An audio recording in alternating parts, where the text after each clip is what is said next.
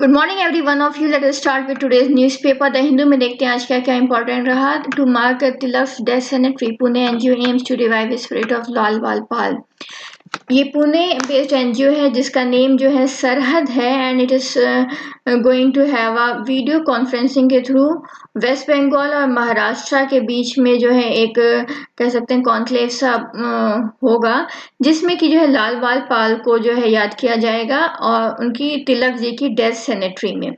लाल बाल पाल means Lal Lajpat Rai, Bal Gangadhar Tilak and Bipin Chandra Pal. Okay, और ये जो है बेसिकली जो है सिग्निफाई करेगा कि जो भी इनका कंट्रीब्यूशन रहा towards India struggle for independence, और जो है रेलिवेंस शो करेगा कि जो कि पंजाब हो गया, महाराष्ट्र हो गया और कह सकते हैं वेस्ट बंगाल, इन्होंने कितना कंट्रीब्यूट करा है इंडिया से स्ट्रगल फॉर इंडिपेंडेंस में, इस चीज़ को भी ये शो करने वाला है, रिप्रेजेंट करने वाला है। और इसमें ये भी है कि सत्येंद्रनाथ टैगोर जी जो है इन्होंने गीता रहस्य को जो है ट्रांसलेट करा। Thing to be notice prelims from the prelims point of view. Rabindranath Tagore ने पोएम लिखी छत्रपति शिवाजी पे, again important from the prelims point of view. Okay, moving on to the next topic, हम जो है थोड़ा एडिटोरियल की तरफ बैक टू वर्ड्स वाला पढ़ेंगे। इसमें डिप्लोमेटिक टाइज जो है इंडिया और पाकिस्तान के बीच में उसमें कैसा बदलाव आ रहा है, इस पर ये टॉपिक है। डिप्लोमेटिक मिशंस जो है मिनिस्ट्री ऑफ एक्सटर्नल अफेयर्स जो है अपने डिप्लोमेट्स भेजती है, जो कि इंडियन फॉरेन सर्विस की पोस्ट पर होते हैं, ये ऑफिसर्स होते हैं, और साथ ही साथ स्टाफ भेजती है जो कि एसएससी के थ्रू जो है मिनिस्ट्री ऑफ एक्सटर्नल अफेयर्स में रिक्रूट होते हैं। सो जो है ये दोनों staff as well as officials जो है एम्बेसी में, जो कि डिफरेंट कंट्रीज में जो है रहती हैं एक दूसरे कंट्री में, जैसे कि इंडिया की एम्बेसी जो है डिफरेंट कंट्रीज में रहेगी, ऐसे ही दूसरे कंट्री की एम्बेसी इंडिया में रहेगी। और एम्बेसी बेसिकली जो है दिल्ली में जो है कहाँ कहाँ पर है, कहाँ पर पाई जाती है, ये आपको मुझे कमेंट सेक्शन में बताना है। ओके, अब आगे जो है देखते हैं कि देखो बोथ कंट्रीज जो है हैव डिसाइडेड कि वो अपने दोनों का जो डिप्लोमेटिक मिशन भेजा है एक दूसरे कंट्रीज में, वो क्या कर देंगे, उसकी स्ट्रेंथ हाफ कर देंगे। हाफ स्ट्रेंथ करने का ये सिग्निफाई करता है कि दोनों कंट्रीज जो है वो लीस्ट इंगेज्ड हैं एक दूसरे के लिए। ओके, और जो है ये डिसीजन बेसिकली क्यों लिया गया, क्योंकि दोनों कंट्रीज के बीच में कुछ टेंशन सा क्रिएट हो गया था। वो क्या था कि इंडियन पर्सनल था, एक इंडियन स्टाफ था जिसको जो है इस्लामाबाद में बहुत ही बुरी तरीके से ट्रीट करा गया, और जो है सारे डिप्लोमेटिक जो राइट्स मिलते हैं एक कह सकते हैं डिप्लोमेटिक पर्सनल को, उसको दरकिनार कर दिया, माने एकदम वायलेट कर दिया गया। ओके, अब डिप्लोमेटिक राइट्स किस तरीके के हैं इसको मैं बता दूं आपको। देखो, फुल इम्यूनिटी प्रोवाइड रहती है डिप्लोमेटिक पर्सनल को, भले ही वो ऑफिशियल हो, स्टाफ हो और प्लस उनके फैमिली मेंबर्स, इनको फुल इम्यूनिटी प्रोवाइड है। ओके, भले ही वो क्रिमिनल एक्ट भी कोई कर दें दूसरे कंट्री में, उनके अगेंस्ट एक्शन नहीं लिया जा सकता। क्रिमिनल एक्ट सच ए हीनस क्राइम लाइक मर्डर भी वो कर दें फिर भी एक्शन नहीं ले सकता कोई कंट्री उनके अगेंस्ट। ओके, और उन्हें सिविल, क्रिमिनल और एडमिनिस्ट्रेटिव प्रोसीडिंग्स के अगेंस्ट भी जो है पूरा जो है उन्हें राइट मिला हुआ है, कोई भी एक्शन कोई भी कंट्री नहीं ले सकता। और ये राइट जो है जेनेवा कन्वेंशन के अंडर में मिला है। जेनेवा कन्वेंशन जो है 1949 में डिफरेंट कंट्रीज में साइन हुआ था। ओके, अब पाकिस्तान ने अपना रीजन क्या दिया कि उसने इल ट्रीट क्यों करा, बिकॉज उसने उस डिप्लोमेटिक पर्सनल को एक फेक करेंसी पाई उनके पास। Okay, but this can not be the reason कि आप जो है उस डिप्लोमेटिक पर्सनल से एयर ट्रेड कर सकते हैं, जो कि बहुत ही इम्यूनिटी प्रोवाइडेड रहती है उनको। अब इसके पीछे जो फेक करेंसी का रीजन उन्होंने दिया, बेसिकली जो है अगर कहा जाए रीजन क्या था, सबसे बड़ा रीजन क्या था कि एक जो है पाकिस्तान हाई कमीशन के ऑफिशियल जो हैं वो यहाँ पे स्पाइनेज करते हुए पाए गए, और वो भी किसके लिए, एक टेरर ऑर्गेनाइजेशन के लिए, ठीक है। इसीलिए जो है पाकिस्तान ने जो है हमारे जो इंडियन पर्सनल था उनके साथ इतना इल ट्रीट करा। अब प्रेजेंट रिलेशनशिप देखें तो दोनों कंट्रीज के बीच में किस तरीके की है। कल्चरल एक्सचेंज कुछ भी नहीं हो रहा है, no artist coming to India, okay. और जो है कह सकते हैं वीजा बहुत ही कम जो है इशू हो रहा है, रेयरली ग्रांटेड। साथ ही साथ जो है अगर बोला जाए तो बस करतारपुर जो है रोड है उसका ही इनॉग्रेशन हुआ, nothing else, okay. Corona virus pandemic इतना है पर कोई भी कोऑपरेशन दोनों कंट्रीज के बीच में नहीं है। इवन इसी बीच लोकस्ट प्रॉब्लम आई, हर साल जो है दोनों कंट्रीज जो है मीट करते। इवन 26/11 का जब अटैक हुआ था तब भी लोकस्ट कन्वेंशन हुआ था इतने टेंशन के बीच में, बट इस बार जो है उस पर भी कोई ध्यान नहीं है दोनों कंट्रीज का। So this type of situation is going on between the two countries. China Kashmir and the ghost of August 5. ये जो है already we have covered so much on this China issue, लेकिन जो है इसमें कुछ चीज़ें मुझे important लगी, वो है शिमला एग्रीमेंट के बारे में इसमें बात की गई है। शिमला एग्रीमेंट के थ्रू ये पता है कि अगर कोई भी जो है प्रॉब्लम चल रही बिटवीन द टू कंट्रीज तो कोई भी एक कंट्री को यूनिलैटरली जो है सिचुएशन पे डिसीजन नहीं लेना है। तो अगर हम शिमला एग्रीमेंट को सब दोनों कंट्रीज मानने लग गए, तीनों कंट्रीज मानने लग गए, तो इसमें क्या होगा, तो फिर पाकिस्तान ऑक्युपाइड कश्मीर इसको भी एक्नॉलेजमेंट नहीं मिलेगी और एलओसी भी नलिफाई हो जाएगा, ओके। देयरफॉर ये डिसाइड हुआ कि हम शिमला एग्रीमेंट को नहीं मानते हैं। अब आता है लद्दाख इशू। लद्दाख जो है ये सेंट्रल रूल में आ गया, ओके।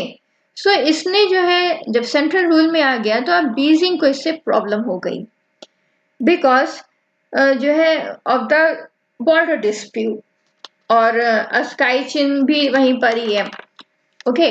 सो रीजन क्या है कि जो सीपेक रोड है के लिए जो ये बहुत ज़्यादा इम्पोर्टेंट है और इसी से स्काई चिन के थ्रू ही वो उसको सेंट्रल एशिया के थ्रू उसको एक्सेस मिलता है।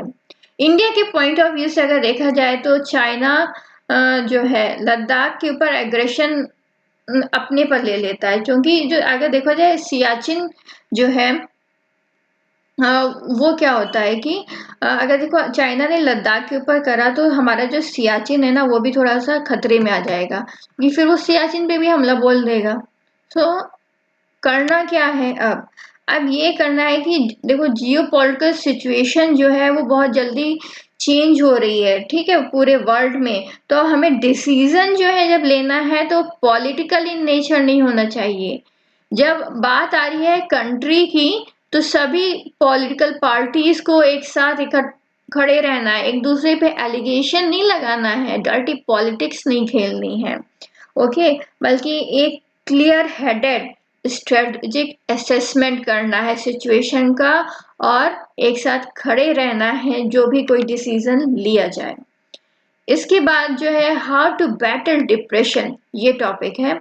एंड ये टॉपिक आई थिंक सो मुझे नेक्स्ट उसमें लेना चाहिए, बिकॉज ये टॉपिक बहुत ही ज़्यादा इम्पॉर्टेंट है और मेरे ख्याल से रेलिवेंस भी है। तो ये टॉपिक के लिए आपको आज ही वीडियो मिलेगा, बट वो नेक्स्ट उसमें ही ये टॉपिक बताएंगे आपको, ठीक है। और जो है एजुकेशन गैप वाइडेंड यूनेस्को, इसमें क्या है कि देखो पेंडेमिक टेंशन हुआ जो भी चल रही है, इसमें यूनेस्को ने एक रिपोर्ट दी जिसमें कि 40% जो है low and lower middle income countries हैं हैव नॉट सपोर्टेड, किसको, जो कि पुअर है, लिंग्विस्टिक माइनॉरिटीज हो गई या फिर डिसेबल सेक्शन हो गया, उन लोगों को जो है नहीं सपोर्ट मिल पा रहा है। और लगभग 91% ऑफ द स्टूडेंट जो है ये जो है not getting a proper education right now, okay. Distance learning जो है वो एक इम्परफेक्ट सब्सटीट्यूट है, okay, from the classroom learning. और ऑनलाइन प्लेटफॉर्म जितने हैं उसमें जो है कभी-कभार क्या होता है, टीचर्स के पास उतना जो है रिसोर्स नहीं अवेलेबल है, कभी-कभार स्टूडेंट्स के पास उतना रिसोर्स अवेलेबल नहीं है, जैसे कि मोबाइल होना, उतनी टेक्नोलॉजी अच्छी होना। और प्रॉब्लम क्या हुआ कि इस पेंडेमिक टाइम में जो कि poor section of the people हैं, जो कि मील पर डिपेंड रहते हैं, उनको मील मिलना बंद हो गया।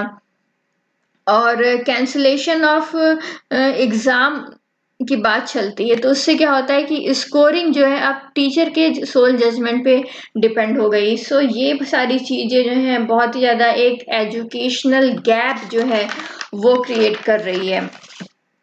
इसके बाद जो है parents of follow the leader syndrome. इसमें क्या है, पेंडेमिक जो है इज कॉजिंग पेनफुल ब्लो। क्या है, planner in the country do not have a national plan, कोई नेशनल प्लान ही नहीं उनके पास। अब डिजास्टर मैनेजमेंट एक्ट जो है 2005 का जो है ये करता है डिजास्टर को जो ये मतलब क्या है इसका, इसके अकॉर्डिंग डिजास्टर का मतलब क्या है। डिजास्टर जो है डिफरेंट तरह की हो सकती हैं, जैसे कि नेचुरल डिजास्टर हो सकता है, मैन मेड डिजास्टर हो सकता है, किसी एक्सीडेंटल टाइप ऑफ डिजास्टर हो सकता है, नेग्लिजेंस के थ्रू डिजास्टर हो सकता है, या फिर इन्वायरमेंटल डिजास्टर हो सकता है। सो डीएमए एक्ट बोलता है कि there should be constitution of national authority होनी चाहिए, साथ ही साथ नेशनल एग्जीक्यूटिव जो है कमिटी होनी चाहिए, और इसके साथ ही साथ एडवाइजरी कमेटी भी होनी चाहिए। गाइडलाइंस दिया कि एक मिनिमम स्टैंडर्ड ऑफ रिलीफ क्या है वो चीज डिफाइंड होना चाहिए, ठीक है। नेशनल डिजास्टर रिस्पांस फंड जो है ये सेंट्रल गवर्नमेंट इसमें कुछ ना कुछ इसको हमेशा जो है कंट्रीब्यूट करना है, और नेशनल डिजास्टर मिटिगेशन फंड जो है ये भी एक क्रिएटेड है, ओके। अब कोई भी डिजास्टर सिचुएशन आई, इसमें स्टेट और लोकल लेवल प्लान भी होना चाहिए। पीएम केयर फंड जो है ये क्रिएट हुआ। पीएम केयर फंड का मतलब क्या है, इसका फुल फॉर्म क्या है, मुझे आपको ये बताओ, ठीक है। और जो है हो सकता है ये क्वेश्चन प्रीलिम्स में आ जाए, इसलिए आपको मुझे कमेंट सेक्शन में आंसर बताना ही है, okay. PM care out of NDRF violation क्या हुआ कि ये देखो पीएम केयर फंड क्रिएट हुआ, तो इससे क्या हुआ कि एनडीआरएफ का वॉल्यूशन हो गया सेक्शन 46 का।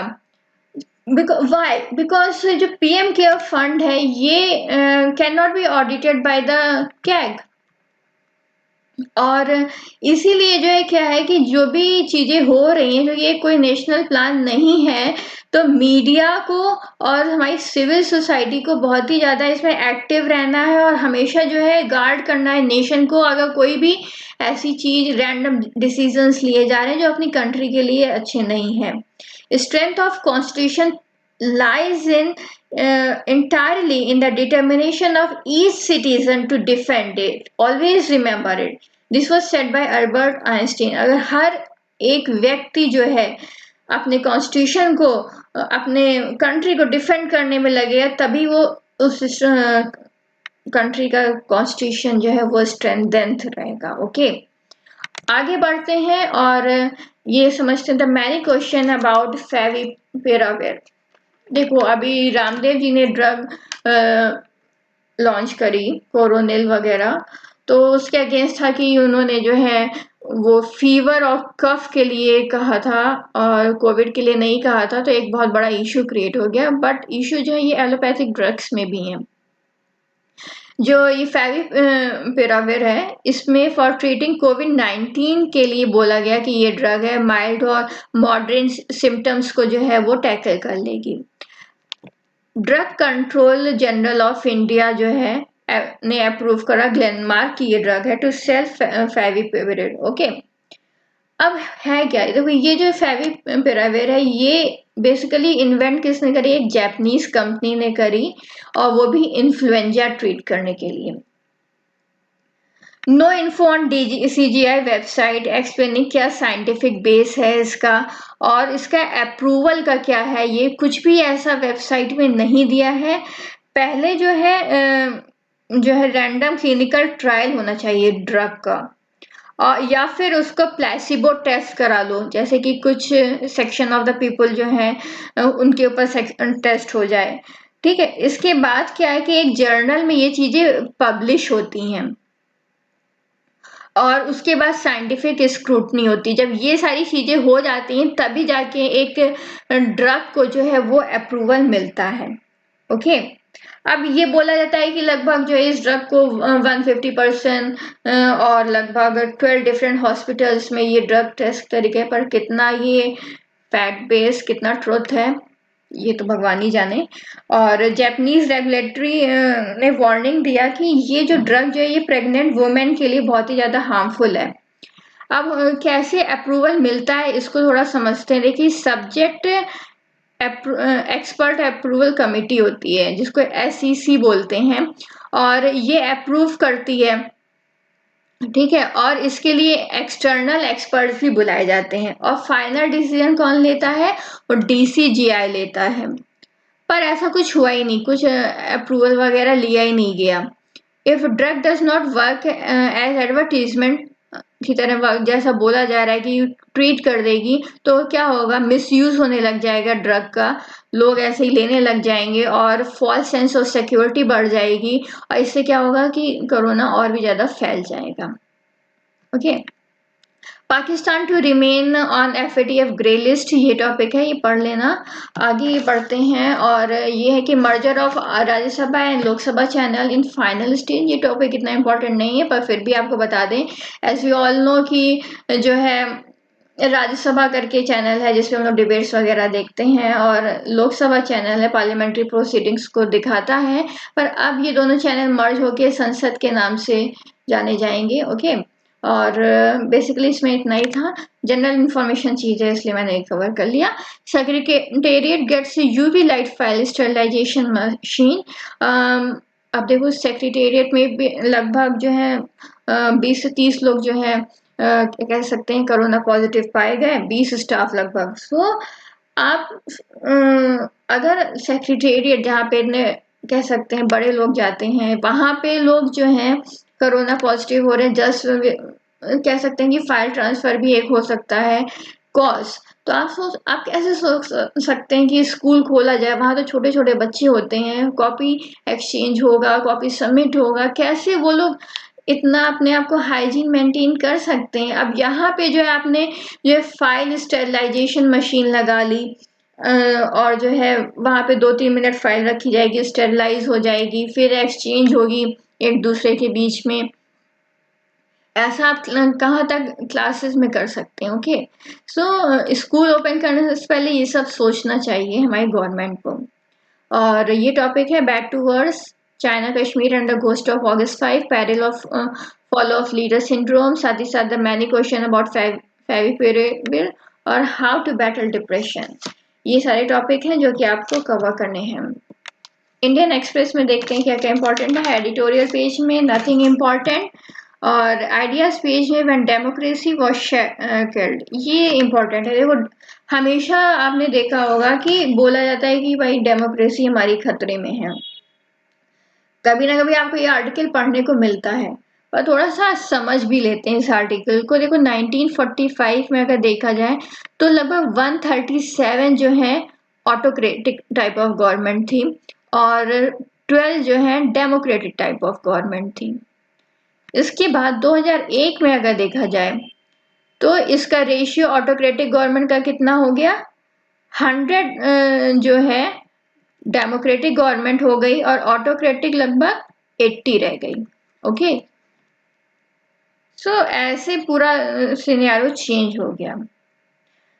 अब क्या है, फॉर एग्जाम्पल अगर देखा जाए कि some people talk about democracy और वो पॉपुलर ओपिनियन के बारे में अगर नहीं ध्यान दिया कि अरे पॉपुलर ओपिनियन नहीं ध्यान दिया जा रहा है तो मतलब हमारी डेमोक्रेसी खतरे में है।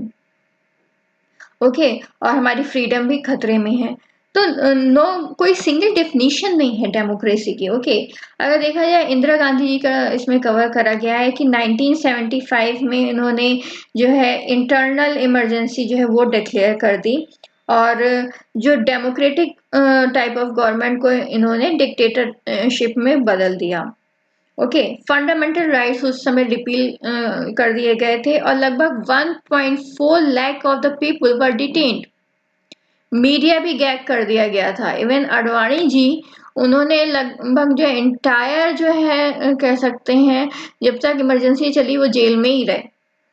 ओके, अगर आप कभी आपके घर में सीनियर्स होंगे, लोग होंगे, उनसे आप पूछना कि क्या एक्सपीरियंस हुआ करता था 1975 में, जब डेमोक्रेसी को हटा के एक डिक्टेटरशिप टाइप ऑफ गवर्नमेंट आ गई थी। कैसे लोग जेल भरो आंदोलन जेल में जा रहे थे और कैसे पूरा अंधेरा छाया रहता था। So this type of situation was there at that time. Okay, और अटल बिहारी वाजपेयी ने कहा था ये हिटलेरियन फासिज्म है। ओके, हिटलेरियन फासिज्म है ये चीज, और जिसको नाम दे दिया है इंदिराज इमरजेंसी। तो हिटलर ने क्या किया था, रिच स्टैक करके वहाँ की जो पार्लियामेंट है, ओके, उसमें इन्होंने क्या करा था, लोअर हाउस में इलेक्ट होकर आए और इन्होंने नेशनल सोशलिस्ट पार्टी को इन्होंने रिडंडेंट कर दिया। तो सिमिलर क्या हुआ सिचुएशन इंडिया में ही अगर देखा जाए तो वैसी ही सिचुएशन कुछ थी। संजय गांधी जो है उस समय जो है एकदम जो है सुपर पीएम बन गए थे और इन्होंने काफी कुछ नया लाने की कोशिश करी, जिसको कि बोलते हैं इस्लामोफोबिक कैंपेन लेकर आए। ठीक है, और साथ ही साथ इन्होंने फोर्स्ड स्टरलाइजेशन भी लाए। So what happen, force sterilization के बारे में आप लोग अपने घर में किसी से भी पूछ सकते हैं कि कैसे जो है करा गया था, किस तरीके से कैंपेन चलाया गया था। जब गवर्नमेंट ऑफिशियल्स फोर्स स्टरलाइजेशन के लिए नहीं मानते थे तो कैसे जो है उनका ट्रांसफर तक कर दिया जाता था। सो दिस टाइप ऑफ, या फिर उनको अपनी नौकरी से हाथ धोना पड़ जाता था। So this type of force sterilization campaign was going on, और उनका एक टारगेट होता था कि इतना स्टेरिलाइजेशन कर लेना है, और किसी भी तरह जो है पैसे देकर या जबरदस्ती स्टेरिलाइजेशन होता ही था। ओके, और साथ ही साथ क्या हुआ, करप्शन उनके टाइम में बहुत ज्यादा रैम्पेंट हो गया और एक तरीके का स्लोगन सा चलने लग गया था, Indira is India, India is Indira. Okay, जैसे कि होता है हेल हिटलर सैल्यूट, इस तरीके का कैंपेन चलने लग गया था। तो जो है डेमोक्रेसी का मतलब क्या है, क्या ज्यादातर ओपिनियन जो ज्यादातर वॉइस अपना दे रहे हैं उन्हीं का मानना चाहिए कि माइनॉरिटी ओपिनियन भी मानना चाहिए। डेमोक्रेसी एक बहुत ही वाइडर टर्म है, उसको नैरो वे में नहीं लेना चाहिए। ओके, एक्सप्लेन पेज में नथिंग टू रीड और how to play against China ये हम लोगों ने कवर कर लिया है। व्हेन डेमोक्रेसी वाज शेकन ये पढ़ लेना, और how does diesel got costlier then petrol इन दिल्ली, एक छोटा सा टॉपिक, इतना इंपॉर्टेंट नहीं है, फिर भी अगर आपका मन करे तो आप ये देख लेना। And thank you for watching. और डिप्रेशन वाला टॉपिक जो है हम उसको अलग से कवर करेंगे, और आज ही मैं कोशिश करूँगी कि वो वीडियो आप लोगों के सामने लेकर आए। And thank you for watching.